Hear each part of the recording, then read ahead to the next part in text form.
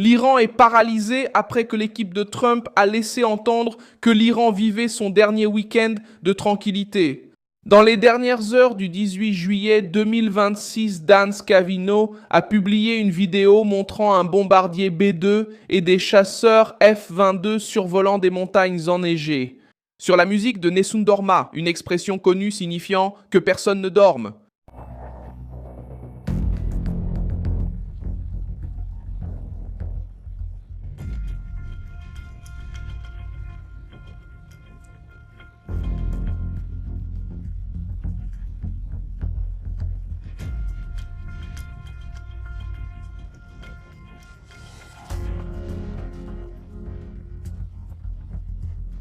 Cela est apparu exactement au moment où le commandement central des États-Unis confirmait la 7e nuit consécutive d'attaques contre des cibles iraniennes.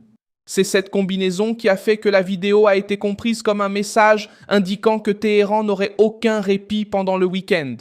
Dans cette vidéo publiée par Dan Scavino, le B-2 apparaît devant, tandis que les F-22 avancent en formation. La publication est apparue quelques heures avant que de nouvelles vidéos d'attaque des États-Unis ne commencent à circuler. Le tunnel Golga ou tunnel Shahid Mirzaei sont en réalité deux tunnels d'entrée et de sortie au nord de la ville de Bandar Abbas, qui sont actuellement bloqués en raison de l'attaque des chasseurs américains. Les deux tunnels ont été gravement endommagés, mais des machines travaillent et la route devrait rouvrir bientôt. Pour l'instant, la route sera temporairement rouverte pour laisser passer les véhicules légers. Au revoir.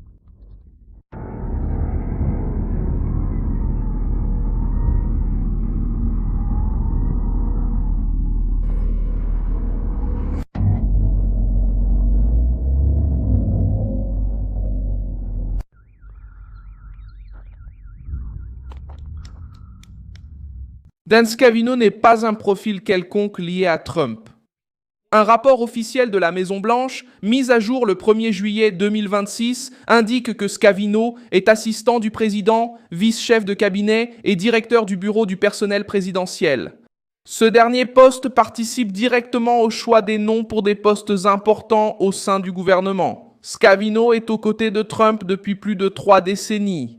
La relation a commencé en 1990, quand il portait les clubs de golf de Trump à l'âge de 16 ans. Ensuite, il a géré le club de la famille Trump, il a dirigé la stratégie numérique, il a accompagné les campagnes présidentielles et il est resté au sein du premier cercle du président. C'est pourquoi un montage militaire publié par lui en pleine escalade contre l'Iran a beaucoup plus de poids qu'une simple publication de soutien. Quelques heures plus tard, Fox News a diffusé une nouvelle vidéo attribuée au commandement central des États-Unis. Les images montrent des attaques nocturnes et des éclairs dans les zones touchées pendant l'opération. Le commandement a indiqué que les forces américaines ont attaqué des sites de surveillance, des structures logistiques militaires, des dépôts d'armes souterrains et des capacités maritimes de l'Iran. Des avions de chasse, des drones, des navires et d'autres moyens ont participé. C'était la 7e nuit consécutive de bombardements depuis la rupture du cessez-le-feu, une séquence destinée à affaiblir la capacité iranienne, d'observer les mouvements américains, de stocker des armements, de ravitailler les troupes et de menacer les routes maritimes. Les États-Unis maintiennent plus de 50 000 militaires répartis dans la région et affirment que ces forces restent prêtes pour de nouvelles opérations. Trump a de nouveau menacé les installations énergétiques et les ponts et a rétabli le blocus naval contre les ports iraniens. La pression vise à obliger Téhéran à réduire son contrôle sur le détroit d'Ormuz, ainsi qu'à empêcher les exportations de pétrole iranien et à limiter la capacité du régime à prolonger la guerre. Les attaques nocturnes et la vidéo de Scavino ont donné l'impression que le week-end serait utilisé pour resserrer encore plus l'étau. Dans une autre publication de Mario Nawfal, une image de suivi aérien a indiqué le déplacement de nouveaux chasseurs américains vers des bases au Moyen-Orient, accompagnés de 4 avions ravitailleurs cassés. Ce type d'appareil permet aux chasseurs de rester plus longtemps en vol et d'être déplacés sur de plus grandes distances. L'information provient d'un suivi de vol en source ouverte et n'a pas été détaillée par le Pentagone. L'Iran a réagi en déployant des missiles et des drones contre des pays qui hébergent des forces américaines. Les Américains n'ont pas pris contact depuis quelques jours. Quel est le sujet pour des négociations? Regardez bien, Dans les négociations auxquelles nous participions, malheureusement, ce sont les Américains eux-mêmes qui ont fini par adopter ces mêmes actions agressives en ne respectant pas et en violant leurs engagements dans le cadre du protocole d'accord dans ce contexte spécifique. Ce à quoi nous faisons face maintenant, c'est la défense de notre pays de manière unie et ferme. Et je crois que cette fois aussi, les Américains ont déjà reçu leur réponse jusqu'à présent. Conformément à ce protocole d'accord qui est devenu connu sous le nom de Mémorandum d'Islamabad, nous avons également suspendu tous nos engagements. Le Koweït a subi la part la plus lourde des représailles dans la matinée de ce samedi. Dans un communiqué publié par l'armée du Koweït, le porte-parole militaire a déclaré que des menaces balistiques et des drones hostiles avaient été détectés depuis l'aube. Une partie a été interceptée, mais il y a eu des impacts sur des installations militaires, des secteurs liés au ministère de l'Intérieur et des zones de pétrole, d'électricité et d'eau. Des pompiers, des travailleurs du secteur pétrolier et des équipes d'urgence ont été blessés alors qu'ils tentaient de maîtriser les incendies et de réparer les dégâts.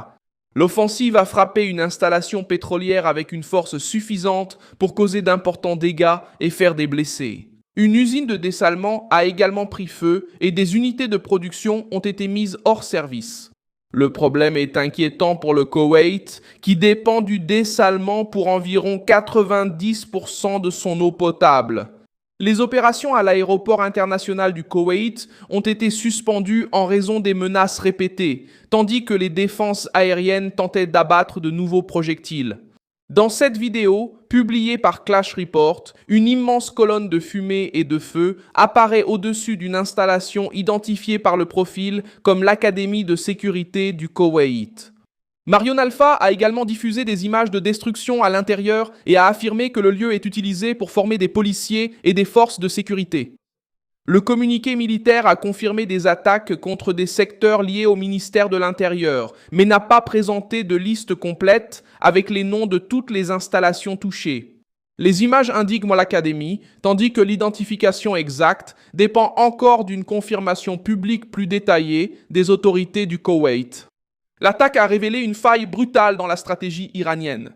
Téhéran a tenté de punir une nation pour avoir accueilli des forces américaines, mais a frappé des structures liées à l'eau, à l'énergie, au pétrole et à la sécurité intérieure. Cela a amplifié la colère du gouvernement koweïtien et obligé une autre nation arabe à placer ses défenses, ses pompiers et ses forces militaires en état d'alerte maximale. Au lieu de réduire la présence américaine, le régime a exercé une pression supplémentaire pour que les bases et les routes stratégiques bénéficient d'une protection accrue. En Jordanie, une autre vidéo publiée par Austin Defender montrait une énorme lueur à l'horizon et a été présentée comme l'impact possible de 2 missiles balistiques à portée intermédiaire sur la base aérienne Muwafaq Salt à Awaz Ak. La base accueille des forces américaines et avait déjà été la cible lors d'autres vagues d'attaques. La télévision d'État iranienne a affirmé que des aéronefs américains auraient été détruits, mais Reuters a indiqué qu'elle n'a pas pu vérifier cette version. La Jordanie a déclaré que ses systèmes de défense avaient abattu des missiles iraniens, laissant la véritable ampleur des dégâts encore à confirmer. La nuit a également entraîné des alertes pour Bahreïn et l'Arabie Saoudite. L'Iran a affirmé avoir attaqué des zones utilisées par les forces américaines à Bahreïn. En Arabie Saoudite, des alarmes ont retenti à Al-Kharj et Al-Yambou. Selon des sources citées par Reuters, la base aérienne Prince Sultan, où des Américains sont présents, figurait parmi les cibles. Il s'agissait de la première attaque iranienne contre le territoire saoudien depuis environ 3 mois, élargissant encore le nombre de fronts ouverts par le régime en quelques heures seulement. Alors que l'Iran tire sur le Koweït, la Jordanie, Bahreïn et l'Arabie Saoudite, les États-Unis continuent de frapper les infrastructures militaires à l'intérieur du territoire iranien. Les cibles choisies lors de cette 7e nuit montrent une tentative de priver le régime de moyens de surveillance, de mobilité, de stockage et de capacité maritime. Téhéran peut encore lancer des missiles, mais doit le faire alors que ses dépôts souterrains, centres de surveillance et réseaux logistiques sont visés chaque nuit. Merci d'avoir regardé la vidéo jusqu'au bout. Soutenez notre projet en contribuant via la clé Pix affichée. Nous sommes une chaîne indépendante qui essaie de vous tenir informés. Soutenez-nous et contribuez financièrement via la clé Pix qui apparaît. Pour vous tenir informés avec honnêteté, votre contribution nous aide